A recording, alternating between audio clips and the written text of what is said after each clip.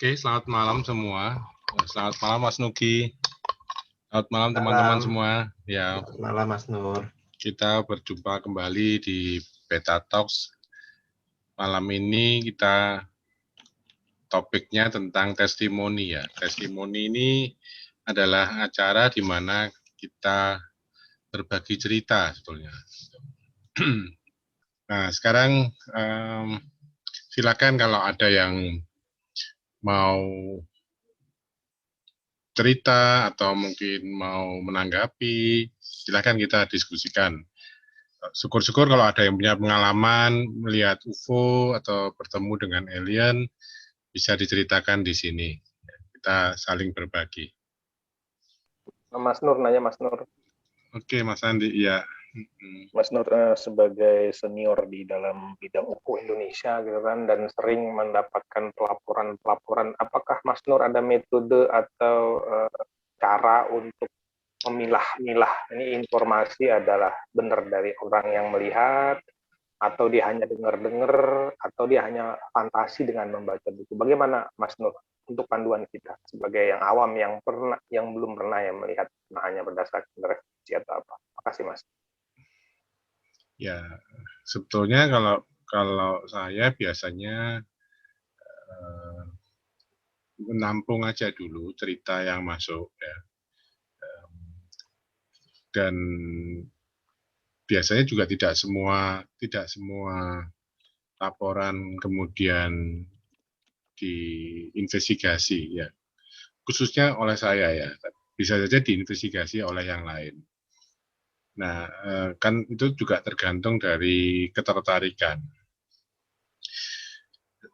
Ada beberapa kasus yang kalau laporan itu kita bisa amati langsung, ada dua kemungkinan ya. Misalnya apakah pelapornya itu niatnya memang bohong, atau pelapornya tidak tahu bahwa itu dia salah interpretasi. Jadi dia menduga itu UFO tapi ternyata bukan ya. Nah, kalau menurut saya sih ya biasanya sih lihat konsistensi ceritanya. Kalau dia jujur pada dasarnya akan mengatakan hal yang sama walaupun diulang-ulang. Walaupun tidak menutup kemungkinan ada yang bilang bohong pun bisa diatur, dalam arti bisa dibuat konsisten juga bisa. Namun karena ini fenomena yang unik, aneh ya, karena model investigasinya sebetulnya tidak beda dengan model yang dilakukan oleh pihak penyidik sih sebetulnya, atau penyelidik lah Pak Enda. Pertama, kalau ada saksi atau pelapor ya ada enggak saksi yang lain, karena biasanya kalau dua saksi itu akan lebih baik daripada satu orang. Kedua, motifnya apa kira-kira ya. Kan motifnya bisa macam-macam ya. Saya sih seperti tadi saya cenderung menampung laporan, mengklasifikasikannya. Nanti biasanya juga akan ada yang mencoba untuk menginvestigasi. Kalau tentang orangnya sendiri ya, menurut saya sih apa ya? Kalau setiap pelapor UFO nih, kalau dia lapor ke orang banyak, pasti akan dianggap aneh, pasti akan dianggap ya halu ya toh, pasti dianggap apa ya, gila gitu ya. Nah, kalau mereka lapor ke Beta UFO misalnya, ya tentunya kita tidak menyikapi seperti itu ya. Kita akan melihat polanya ya. Biasanya akan ada pola yang sama dengan pola-pola yang ada di luar negeri. Jadi itu Pak Enda standar yang digunakan sih pada awalnya gitu. Itu Mas Andi, mungkin silakan kita diskusikan aja. Tapi maksudnya kalau setiap ngelihat kayak gitu pasti punya apa ya? Kayak semacam ini bukan. Kayak waktu itu pernah kayak hampir kayak ngelihat wah ini UFO, nggak taunya geraknya itu mirip satelit. Oh ini mas satelit. Yang nggak geraknya cepat tapi nggak ada zigzag dan sebagainya, itu kalau saya pastiin sih satelit. Ini ada pertanyaan dari Mas Pendi Setiawan ya. Mau tanya nih, apakah ada indikator pelapor bahwa laporan itu hoax, aneh dan lain-lain? Karena banyak masyarakat yang belum teredukasi tentang wawasan ini. Ya, memang kita pernah dapat laporan ya. Laporan dari Intel ya. Ya, dari Intel itu pernah. Ya insider ya, whistleblower gitu ya. Ngakunya whistleblower. Tapi ya memang caranya harus diwawancara, diinvestigasi, ditanya-tanya sampai akhirnya ya kebetulan waktu itu ketahuan bahwa dia bohong. Jadi sebetulnya ya sama dengan pihak penyidik ya. Kalau penyidiknya bisa mengetahui bahwa atau punya firasat bahwa ini bohong, dia tinggal apa ya, mengarahkan pertanyaan-pertanyaannya untuk kemudian membuka rahasianya sendiri gitu. Biasanya kalau terlalu detail malah rentan hoax mungkin ya. Kalau simple kan iya. Jadi kalau misalnya cuma ceritanya dia lihat ada titik cahaya di langit ya, kalau buat saya pribadi ya tidak terlalu menarik. Seperti di klasifikasinya penampakannya yang dibuat oleh J. Allen Hynek, kasus-kasus yang sifatnya distant sighting, ya karena dia cuma lihat titik di langit ya seperti bintang, apa menariknya gitu ya. Tapi kalau misalnya sudah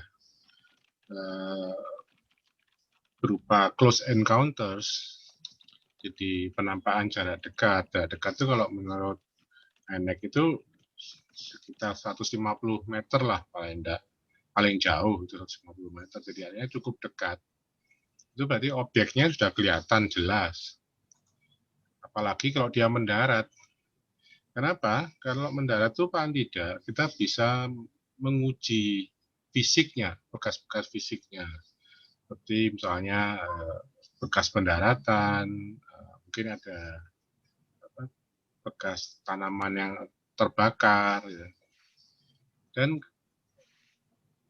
akan menjadi lebih penting lagi kalau itu berupa close encounters of the third kind, yang ketiga, yaitu ada sosoknya yang terlihat. Tapi ini melihat benar-benar ya, bukan melihat secara astral ya, jadi bukan secara mimpi juga. Kalau mimpi kan banyak ya. Nah,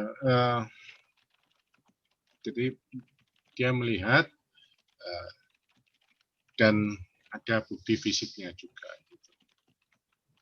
Kalau bukti fisik, foto, video zaman sekarang ini kan banyak sekali bisa dimanipulasi. Dan orang-orang kan juga seringkali tidak pernah puas dengan bukti. Ya. Dikasih bukti foto, tidak ada videonya. Gitu. Dikasih bukti videonya kok blur. Gitu. Dikasih video yang jelas, CGI ini. Jadi tidak pernah selesai. Gitu. Bukti itu tidak pernah cukup. Nah, oleh karena itu ya akan jauh lebih baik dan bisa diteliti lebih jauh kalau ada pengalaman berjumpa dengan UFO dan alien yang kita bisa pelajari bersama.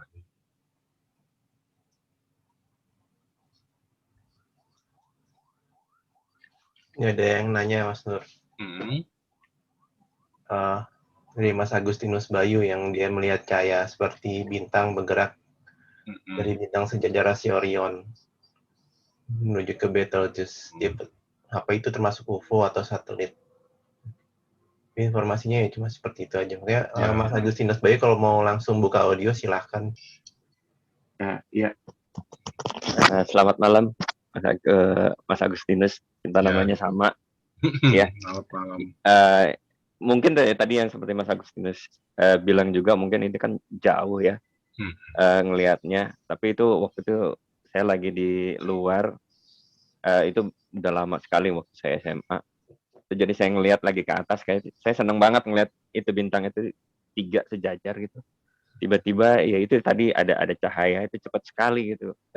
Karena kan mungkin dari jauh arahnya juga cukup jauh, sangat cepat sekali gitu. Tadinya saya pikir juga satelit atau bukan. Jadi karena sangat cepat, terus habis itu saya ngerasa ngerinding, sudah saya langsung masuk aja.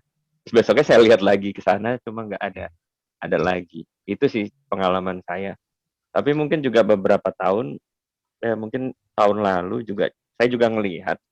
Mungkin saya pulang tapi nggak ketemu langsung ya, mungkin ngelihat cahaya aja gitu di daerah Cawang, menuju, saya lagi daerah Indomobil dekat Sungai Ciliwung jembatan, menuju ke arah stasiun Cawang.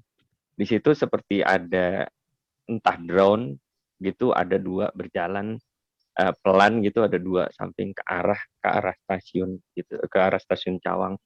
Jadi ada 2. Cuma kan karena itu dekat Halim Perdana Kusuma, yang saya jadi pikirkan adalah itu kan sangat membahayakan penerbangan ya, gitu. Apakah itu termasuk UFO atau memang drone? Itu sih yang saya jadi pertanyaan. Itu, terima kasih. Ya. Waktu yang dengan Orion itu jam berapa lihatnya? Mas? Itu kira-kira sekitar jam 8, jam 9. Karena waktu itu kan masih zamannya belum ada internet dan lain sebagainya. Bosan nonton TV, saya keluar. Cuacanya masih cerah lah, masih kelihatan jelas. Itu sekitar jam 8, jam 9 malam.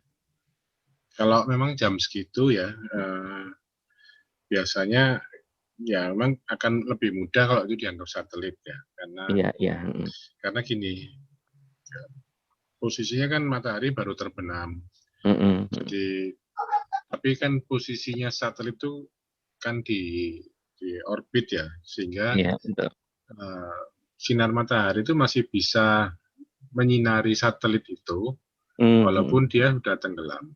Biasanya satelit juga akan mudah terlihat jam-jam 4 pagi.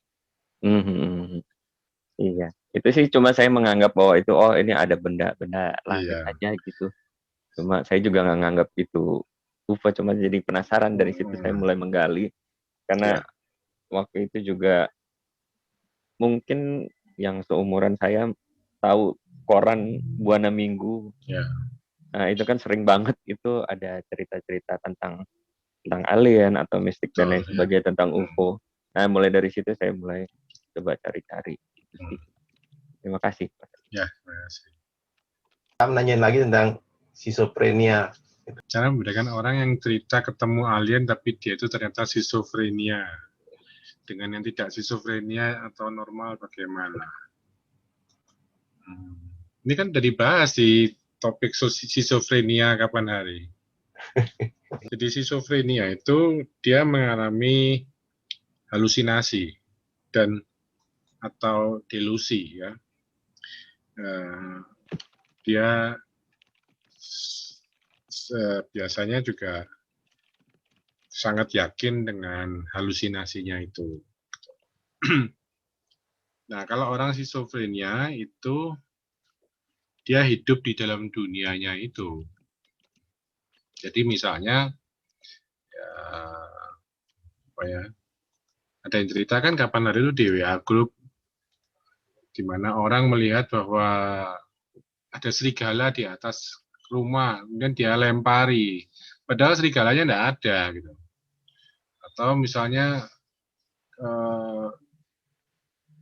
dia merasa bahwa ada ulat di tubuhnya, di pakaiannya, sehingga akhirnya dia melepaskan semua pakaiannya karena dia merasa kalau pakai bajunya itu gatal-gatal semua. Itu karena dia mengalami halusinasi seperti itu. Nah, kalau ketemu alien, gimana cara membedakannya dengan normal atau enggak? Ya, sekarang misalnya gini. Kalau misalnya ada orang ngaku ketemu alien ya. Nah ini ya memang kalau mau diinvestigasi lebih lanjut ya perlu diperiksa gitu, perlu dites juga psikologinya gitu, seperti itu. Pak Enda, untuk membedakan orang itu schizofren atau enggak ya mengikuti tes kejiwaan, enggak bisa cuma dikira-kira. Itu Pak Enda metode yang digunakan untuk mengujinya. Pak Nur. Ya. Selamat malam Pak Nur, Om Yes. Nugi. Selamat malam, Brian. Pengen nanya nih. Nah, misal kita close encounters gitu, hal apa sih yang paling tepat harus kita ambil saat menjumpai close encounters? Itu ada di buku panduannya Beta UFO. Pertama, kalau kan sekarang punya kamera semua ya, handphone. Kalau bisa difoto ya, atau di video Pak Enda, supaya nanti kalau cerita itu ada buktinya. Ya. Yang kedua, close encounter-nya seberapa dekat. Ya. Kalau dekat dan terbang, kalau bisa teriak, manggil orang lain tuh supaya ikut lihat. Ya. Karena apa? Saksi lebih dari satu lebih baik. Kalau dia mendarat dan keluar makhluknya ada, yang terbaik adalah sembunyi. Ya, berusaha untuk sembunyi karena ya mau tidak mau ya tidak tahu kan maksudnya mereka apa. Kecuali kalau seneng mau diajak pergi ya tidak apa-apa, mendekat gitu ya. Tapi Nah itu. Tapi protokolnya yang diberikan itu adalah sembunyilah. Karena pertama gini, menurut hasil penelitian dari hasil wawancara dan juga banyak informasi yang ada itu banyak sekali korban-korban orang yang diculik oleh alien itu kemudian menderita sakit, terutama kanker katanya. Nah itu ya apakah mungkin karena perbedaan radiasi, bisa juga radiasi, juga bisa perbedaan ruang dan waktu. Nah oleh karena itu ya kalau mau main aman ya sembunyi. Tapi kalau suka berpetualangan ya enggak terserah. Artinya ya terserah. Tapi standarnya adalah sebaiknya sembunyi, menghindari kontak. Makasih Pak Nur. Kasus close encounter ini sampai sekarang rasanya masih lebih banyak orang yang skeptis atau malah tidak percaya daripada yang percaya ya. Walaupun seperti orang Skyper Aaron Hynek itu juga termasuk orang yang percaya. Itu gimana itu apakah karena memang masalahnya tidak mengikuti kaidah-kaidah ilmiah? Tapi masalahnya kan ini masa perjumpaan kan pasti hanya berlangsung sekali. Dan setiap perjumpaan juga sifatnya unik. Tidak mungkin pola yang sama, pola perjumpaan setiap satu perjumpaan berulang ke satu atau lebih. Nah, itu kan memang nggak bisa, kaidah ilmiah nggak bisa berlaku lah seperti itu. Itu gimana kalau begini? Ya, sebetulnya kalau pola yang orang diculik oleh alien itu hampir sama. Ada episode-episodenya dan kemudian ada after istilahnya itu ya. Setelah kejadian itu akan ada proses perubahan yang dialami oleh yang bersangkutan yang umumnya sama. Nah kalau memang close encounters itu ya biasanya, jadi saya sih ngamati gini ya, ada beda antara periode tahun sebelum tahun 80-an dengan setelah tahun 80-an sebetulnya. Jadi UFO yang sebelum tahun 80-an dengan setelah 80-an beda lah, menurut saya sih. Kalau yang sebelum tahun 80-an tuh yang lebih bisa membuat mesin mobil mati gitu ya, buat elektronik tiba-tiba mungkin nyala sendiri dengan tidak beraturan seperti itu. Dulu waktu beberapa mungkin tahun lalu ya, saya tuh pernah mengikuti pertemuan UFO di Bandung. Saya lupa apa namanya, satu demi satu, tapi secara umum beberapa orang cerita tentang pengalaman mereka bertemu dengan yang mereka duga adalah UFO, tapi kemudian ada beberapa yang memberikan penjelasan, oh mungkin itu bukan, mungkin itu halusinasi atau lupa saya intinya. Nah, kriteria-kriteria apa yang bisa dipakai untuk mengklasifikasikan bahwa itu adalah bukan?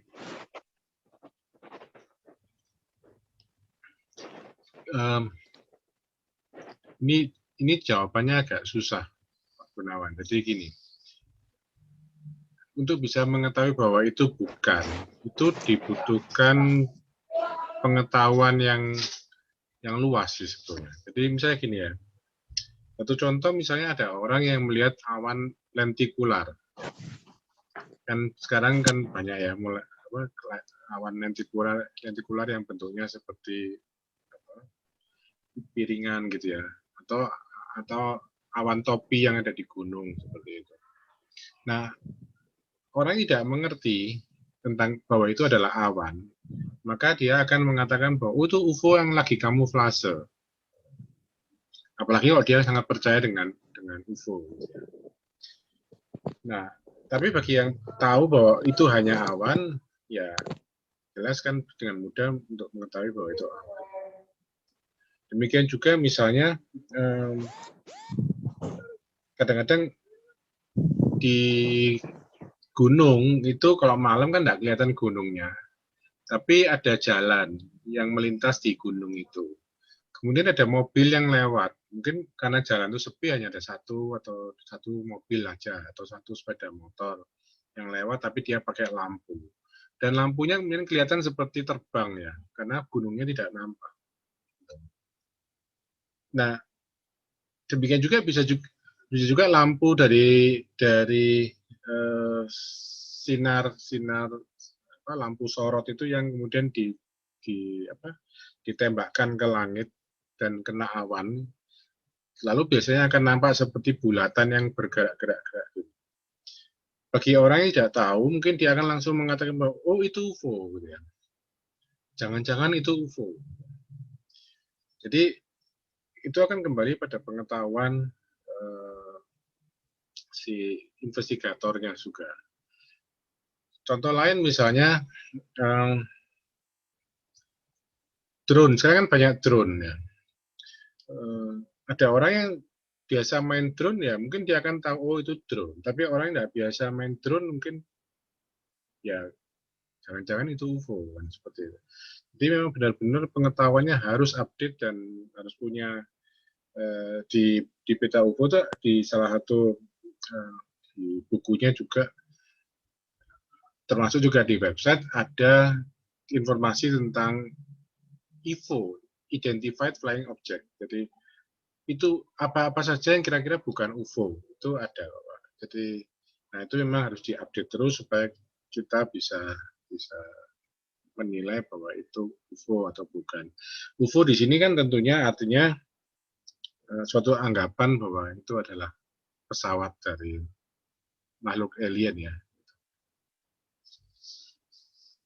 Pernah nggak kan misalnya ya suatu saat ada yang benda langit ada di atas, kemudian ada beberapa kesaksian dan itu kesaksian yang melihat itu dari beberapa sudut yang berbeda di waktu yang sama sehingga orang bisa memberi kepastian bahwa memang itu adalah ya katakanlah UFO.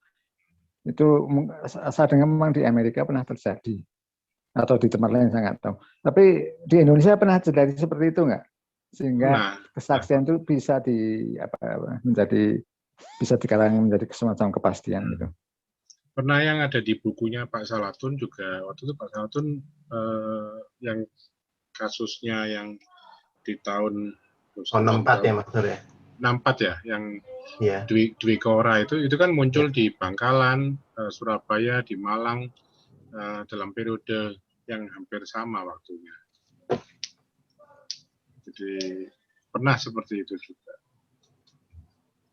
Nah di sini mungkin gini, kalau orang kan khawatirnya kalau dia kontak dengan alien itu kan seringkali mungkin anggapnya ketemu dengan makhluk halus ya, atau makhluk gaib lah. Sama halnya saya tuh sering dapat pertanyaan, Pak Nur atau Mas Nur, sudah pernah lihat nggak Panji Petualangan? Panji Petualang itu kan pernah bilang di salah satu video di YouTube-nya itu ada aliennya ya, kalau nggak salah ya. Nah, sekarang pertanyaan saya, kalau itu memang benar ada sosok yang tertangkap videonya di Panji Petualang itu, apakah itu alien atau bukan? Lalu apa kriteria atau definisi dari alien itu? Gimana? Mari kita diskusikan.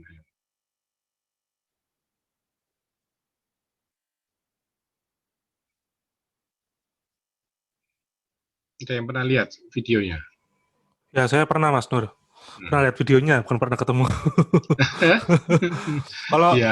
Kalau menurut saya sih,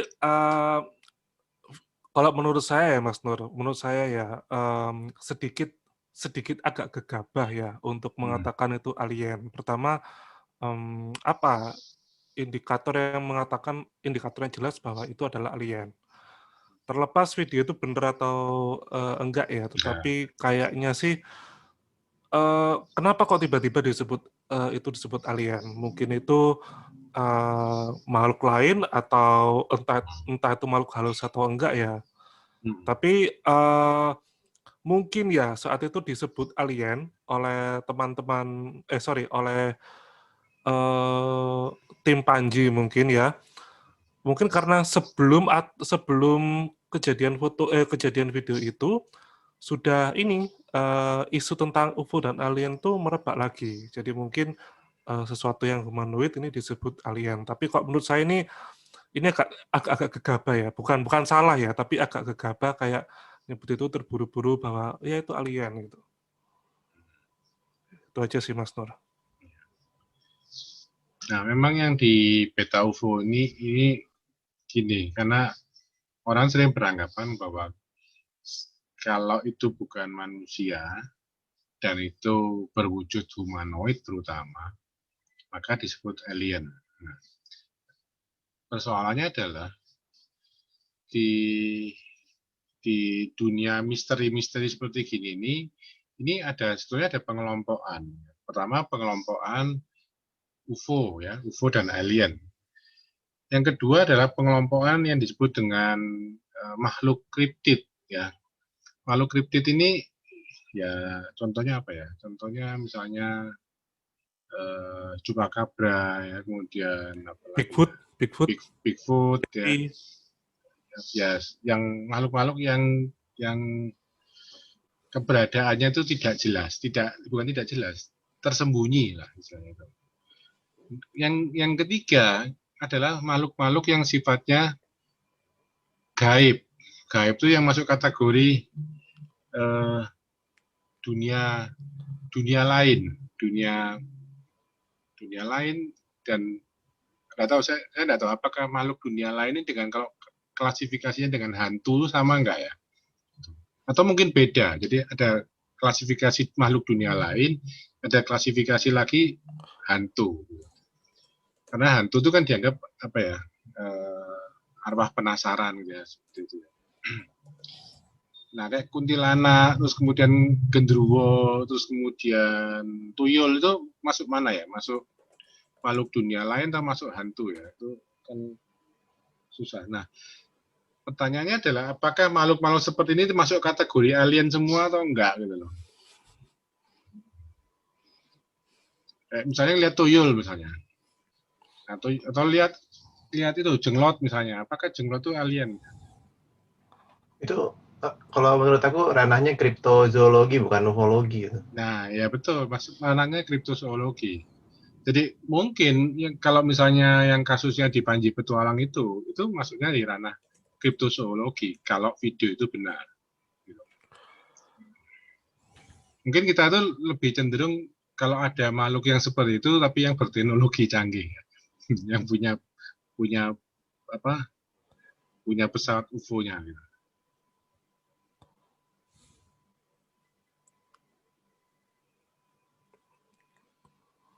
Yang tadi saya coba browsing ya, rupanya video Panji ini kalau saya nggak salah info itu sejak tahun 2019.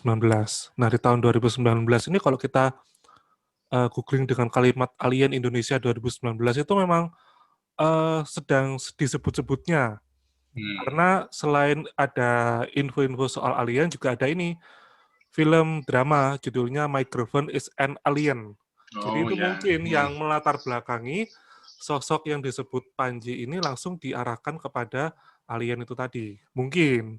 Ya, mungkin. tapi 2019 kan juga ada yang itu Area 51 Storm itu. Oh iya, iya. Dan betul. Ada juga video-video UFO-nya Tic-Tac barang itu mulai ramai. Oh iya. Jadi kayak sekalian aja dihebohin gitu mungkin. Ya. Karena sudah heboh, kata-kata alien, ya.